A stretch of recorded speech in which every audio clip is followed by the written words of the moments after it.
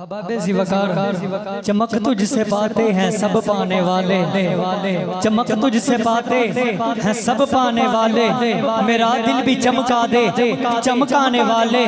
میں اعلیٰ حضرت عظیم البرکت حضرت شاہ امام احمد رضا خان فاضل بریلوی رحمت اللہ تعالی علیہ آپ نے کیوں یہ کلام لکھا؟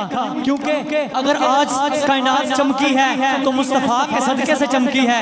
اللہ رب العزت نے جس کو بھی چمک عطا فرمائی ہے صدقہ میرے مصطفیٰ کا ہے۔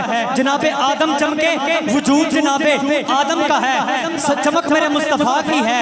جناب ابراہیم علیہ السلام چمکے وجود جناب ابراہیم کا ہے، چمک میرے مصطفیٰ کی ہے۔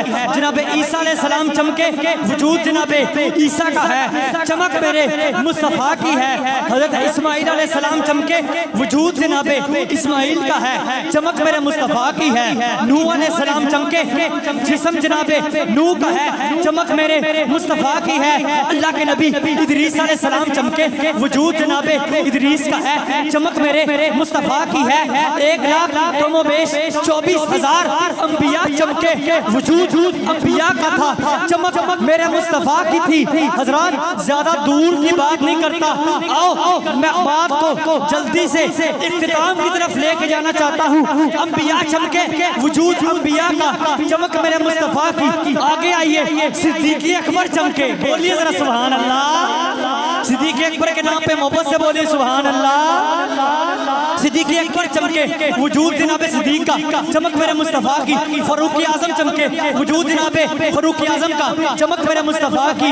عثمان غنی چمکے وجود جناب عثمان غنی کا، چمک میرے مصطفیٰ کی۔ مولا علی چمکے، علی کے نام پہ محبت سے ذرا بولیے سبحان اللہ۔